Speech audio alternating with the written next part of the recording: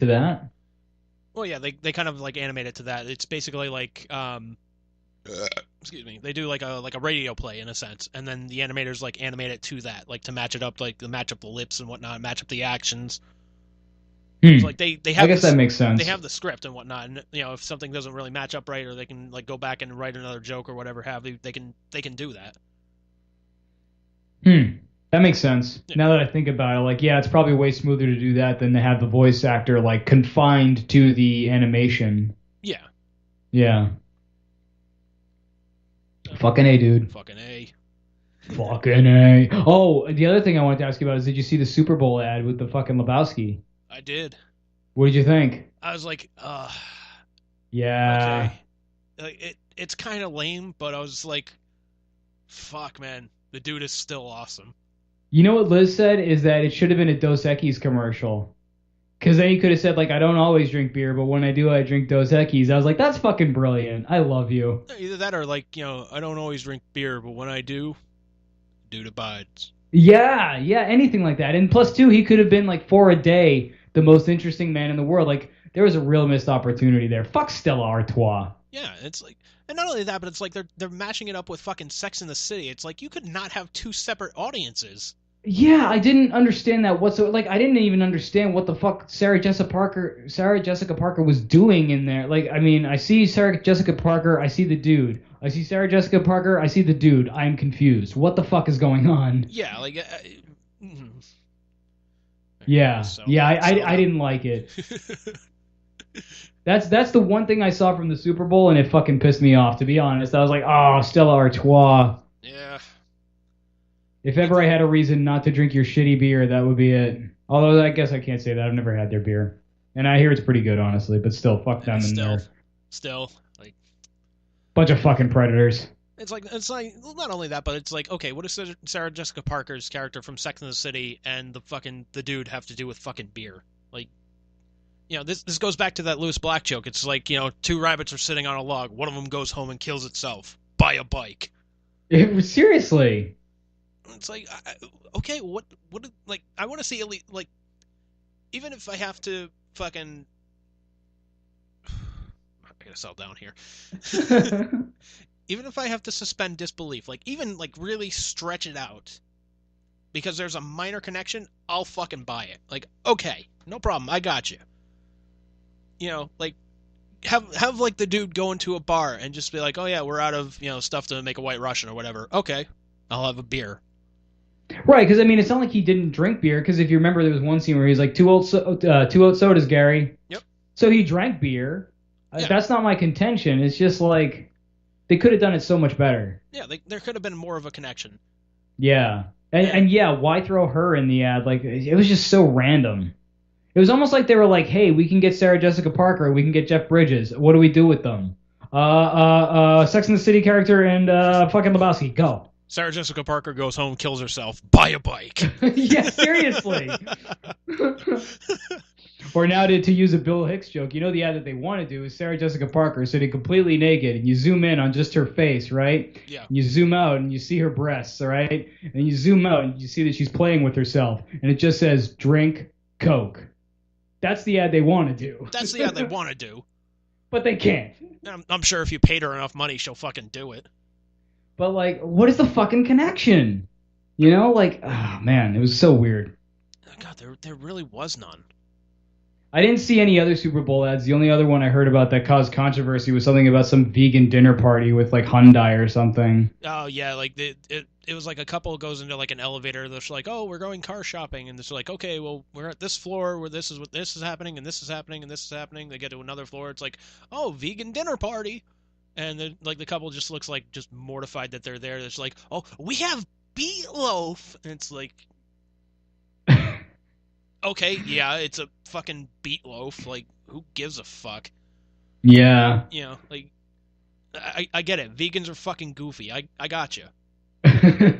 But, Jesus. I mean, on one hand, like, it is really stupid of them because veganism is gaining a lot of popularity, so you're not going to gain very many fans that way. But at the same time, I forget who I was talking to about it, but they were like, dude, people are just way too, like, gentle snowflakes right now. Like, if that's going to offend you, you've got issues.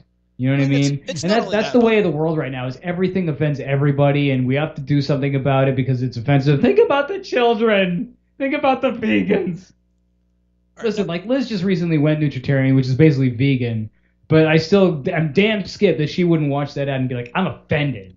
No, because she would get. She's a reasonable fucking person. She's not a goddamn snowflake. Like, oh, I can't deal with that. You're gonna have to change it. Like she's not like that. Yeah, and like I don't know, man. I don't buy the term snowflake at all. The way I see it, it's people that got together and just said, hey, you know what? Enough of the fucking bullshit. We're tired of getting picked on for this and this and this. Let's fucking change the world. And okay, I'm for that. I'm for changing the world. They're not going through violent fucking means for it. They're just like, look, enough of this shit. We're tired of getting fucking picked on. In a way I can relate to that. Like at fucking middle school, I was picked on pretty much every fucking day.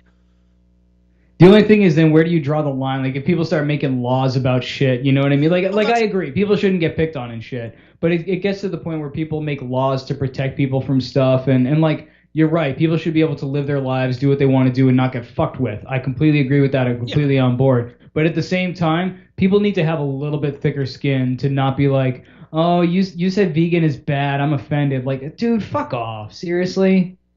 So like there has to be a line somewhere in the sand. There does have to be a line in the sand somewhere, and I don't know if it was Bill Burr that said it or if it was somebody else, but basically somebody asked him like what happens if somebody is offended at your show, and he's like, look, if they buy a ticket, they know what they're in for.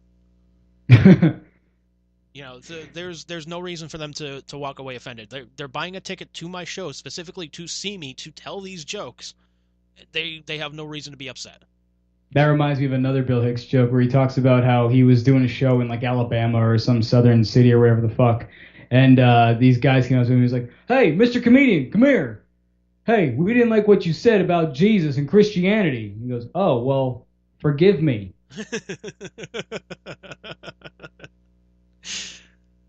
But that's the kind of attitude people need to have. You know what? Tough shit. It's a comedy show. Get the fuck over it, Yeah, and I'll say this now. Like if in the future, if I have a fucking son or daughter or whatever have you, number one, I don't give a fuck what they identify with. As long as they identify as a human being and they're not being a fucking prick, good on them. Right. Or as, George Carlin as Rufus would say, be excellent to each other. Is that too much to ask? Just be excellent to each other. Exactly. But here's the thing. If I find out they're getting picked on at school, first things first, okay, you go to the administration, you're just like, look, this is what's going on. Do something. Like, do your fucking jobs. Yeah. And you give them a little bit of time. Because, okay, shit takes time. I got you. If nothing happens within a reasonable amount of time, and I find out my kid is still getting fucking picked on, I'm going to tell my kid, look, we're going D. Snyder with this fucking route here. So he found out his son was being bullied in school, and he said, listen, I tell you what, the next time these kids put their fucking hands on you, I want you to knock them out. Yes. I'm putting a bounty on their head. Like, you knock them the fuck out. And you know that video game you've always wanted? Yeah. You knock them out, we'll take you out of school, we'll take you to pick up that fucking video game before we go home, and you can play to your heart's content. Yes, I agree. I was going to say, I actually heard something interesting. I went for a walk today, and I heard something interesting because it was like right around school time, like people getting let out of school or whatever. And I heard this mom say something to her son, who was probably, I don't know, like 6 or 7 or something like that. And she was like, I don't care. If he spits on you or if he puts his hand on you one more time, you punch him in the face. And I kind of wanted to stop and be like, yeah, listen to her. Because you know what? When I was a kid, I got picked on a lot by this kid named Anthony, and there was a day that I tried to stay home from school. I lied to my mom. I was like, I'm not feeling good. I don't want to go to school. She saw right through it. She was like, bullshit. What the fuck's wrong? Why aren't you going to school? And I was like, well, I've been picked on by this kid Anthony. She goes, okay, next time if he picks on you, do me a just hit him. To hit him back. Fuck him. So I'm like, all right, cool. The next time he came and fucked with me, I gave him a Shawn Michaels super kick to the face, made him bleed, and he'd never fucked with me again. That's the kind of attitude people need to have. They need to stand up for themselves, because if you just go around like, you're offending me, you can't do that, we got to make laws and shit and protect it. No, fuck you, hit them back. Like have a little thicker skin, do something, defend yourself. Exactly. Like a bully's not going to stop picking on you until they know, like, fuck, I'm fucked here. Right. No amount of legislation or talking to them or whatever is going to change that. You have to fuck with them back and realize that, hey, this sucks. And how do I know? Well, here's a taste of your own medicine. How does it feel? Yeah. You know? And I'm gonna tell my child, like, look, okay, here's the deal. Like, number one, this has to be in self-defense. If you're going around and shoving people around, like, I'm gonna kick the shit out of you. Like, I just picture you beating the shit, like razzling some 7-year-old or something. Oh yeah, just like hanging them over with a exactly, just like getting the fucking belt out, the proverbial fucking belt out, just whipping the shit out of the kid. Like, yeah, if it's not in self-defense, yeah, we're gonna have a problem here. If it is in self-defense, okay, you've been putting up with this shit for so fucking long. Guess what? Okay, they suspend you for a week. Okay, you sit at home, you play your fucking video games. If your mom and I ask you to help us out with whatever. But if we find out this is in self-defense, guess what? I'm going to take you to fucking Hershey Park for a vacation because fuck it, you deserve it. You've been putting up with that shit. Fucking nobody helped you out, and you kicked the shit out of this person. Good job on you, man. Hey, you deserve it at that point. Exactly. Fucking A, dude. Exactly. You want to go on roller coasters, though? That's between you and your mom. I'm staying on the ground, motherfucker. Oh yeah, that's right. You don't do roller coasters. Nope. Nope. I like to leave my organs exactly where they are. Oh, my balls. Oh, my balls. A little bit of inside baseball. I know. Did we ever tell that story? We must have at some point. Probably. Because I mean, that's like how we met. So I'm sure that was like episode 1. Yeah, I think that was the moment where you were just like, all right, I gotta hang out with this kid and see where this fucking pretty much. I gotta see where this is going. Like, there's no way anybody can be this fucking stupid. Well, because when you eventually told me that you didn't like roller coasters, I was like, motherfucker, like, one of the first things we did when we first met was we rode the fucking Yankee Cannonball, and you got off, and you're like, oh, my balls. Well, and I was like, why did you ride the roller coaster? Yeah, and I was like, I thought it was a fucking water ride. I thought it was a fucking water ride. I thought it was like, Yankee Cannonball. Like, oh, okay, Cannonball, water. Boom, done. I can only imagine you riding it like, where's the fucking water? That was me, exactly, man. That wasn't like to that extent, but I was just like, wait, where's the fucking water? I'm seeing it's like a wooden roller coaster track. I'm just like, what the shit? These guys lied to me. Yeah, I'm just like, oh, god damn motherfucker. And as soon as I'm like, trying to like signal to the guy, like, thinking about at least like trying to signal to the guy, like, hey, let me the fuck out of here. It's like, we're going, like, shit. Too late now. Yeah. Fucking Predada. Yep. And it was a fucking nice warm day, and my balls just decided to play fucking click-clack on the fucking safety bar. I mean, I think pretty much anybody who's male who rides that thing, your balls play click-clack on the safety bar, to be honest. I mean, that thing's rough. Yeah, it's wood. It's one of those old school wooden roller coasters, and those things are just notoriously vicious. Yeah. With the G's. Yeah, but yeah, I will say that was fucking funny, though. Like, me limping off the coaster, you're just like, dude, you alright? Like, what the fuck happened to you? Like, oh, my balls. Yeah, because it was like someone, like, literally kicked you in the nads or something. You were a hurting unit, dude. Yeah, I was.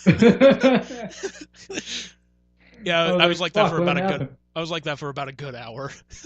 It's like, come here, man. Let's talk about Kiss. You'll be fine. Yeah.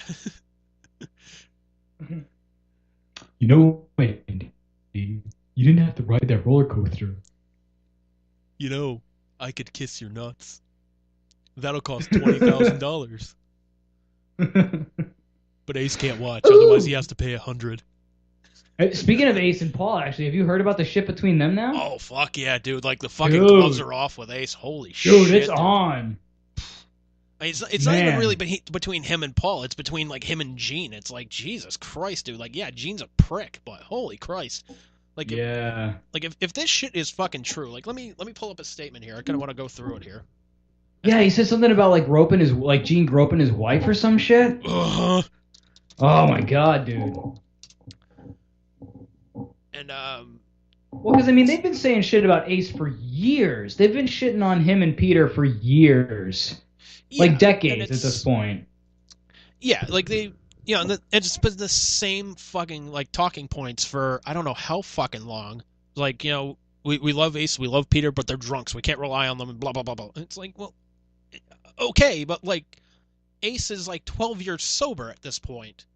Right, and he even said that. And he's like, he does his solo records, he does his solo shows. Like, yeah, like, I don't know what Peter's up to, but Ace has been doing shit. As far as I know, Peter is fucking retired. He doesn't want to tour anymore. He's said he was working on a rock and roll album, and that fucking never came to fruition. But But yeah, like sweet Jesus fucking Christ, man.